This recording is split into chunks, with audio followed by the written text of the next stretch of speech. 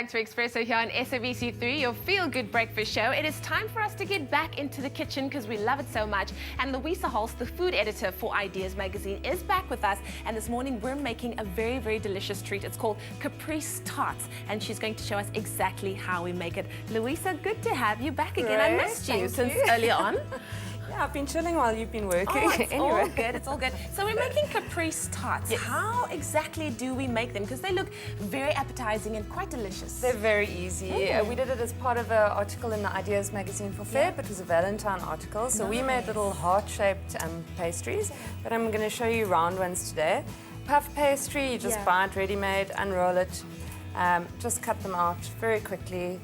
No problem. Look, you must keep your pastry cold, so you keep that in the fridge until you're ready. You could either buy it, I'm sure, or you could make it yourself. No, if you, really you don't want to make it. Don't you want to make it? No, it's too difficult. Somebody once said life is too short to make your own puff pastry. Absolutely. So yeah, I'd rather just buy I completely agree with you. Then just a little tip, you can use a sharp knife and just make a little indentation around the edge. All right, why would you do that? Just because we're going to put a filling into it. Okay. And also it just helps it puff up nicely when it bakes. And also just to give you an idea of where your filling should land, right? Yes. Yep. Nice. Then we're going to be, it's so simple. You just take some cherry tomatoes sliced up, put them on top. And then we're going to put a little bit of mozzarella. Yeah. I've got the fresh mozzarella here, but you can use love it. any mozzarella. Just cut a few slices up and top it on top. And really this just goes into the oven 200 degrees for about 10 minutes and puffs up lovely and crisp. Very nice. If you want, I'm sure you could make larger versions of this as well. Hey, yes, you could make like a little pizza for yourself with just the tomato and the mozzarella on it. Yeah, absolutely. These are great for snacks, you know, and goes lovely with either a starter or just snacks for parties. Okay. And we're going to finish it off with basil pesto, which is very easy to make. I'm going to show you quickly. Oh, awesome. Fresh basil. We have some Parmesan cheese. Some Parmesan cheese in there. Some garlic. I always like finding out how exactly to make things like, you know, when you buy it already made in the store, I like also finding out how to make it myself. Yeah, you know? it's actually so because there's something, I don't know, there's something tasty about when you just make things on your own. Yep. There's a lot of love in there.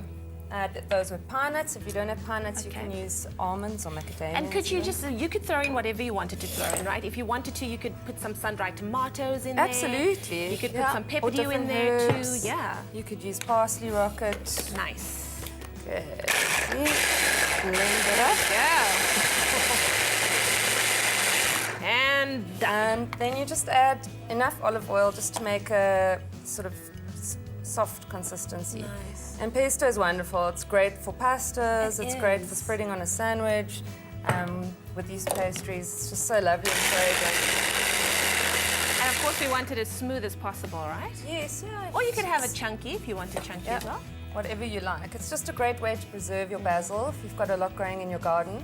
Because obviously in summer it grows nicely and then in winter not so well. So it's great to preserve it. You can put that in an airtight jar, stored in your fridge. Here's our ready-made pesto. Very nice. So anyway, we would pop that into the fridge, into the oven, sorry. And when it comes out, it will look something like this. Delicious. And then to finish it off, you just top it with a little bit of pesto. While you garnish that, if you would like to make these Caprese tarts on your own as well, as you can see, it's very quick, it's very easy to make. All you have to do is SMS the word tart, that's T-A-R-T, to 33728, and we will gladly send that pick and pay shopping list to you, as well as the link to the recipe, and you could be making these. Like Louisa said, it was part of the Valentine's Day issue, and you can make them in a whole lot of different shapes and sizes, but this looks very nice, and it's a really great appetizer as well. And then we're done. And we're done. Is that it? That's it. That's how easy it is. Oh my goodness, too easy. Well, if you did miss any of the steps in making these Caprese tarts, check this out. Combine the basil, parmesan, garlic, pine nuts and seasoning and blend before stirring in olive oil.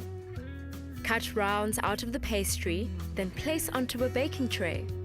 Top pastry rounds with mozzarella and tomatoes, then bake at 180 degrees for 10 minutes. Drizzle with pesto before serving.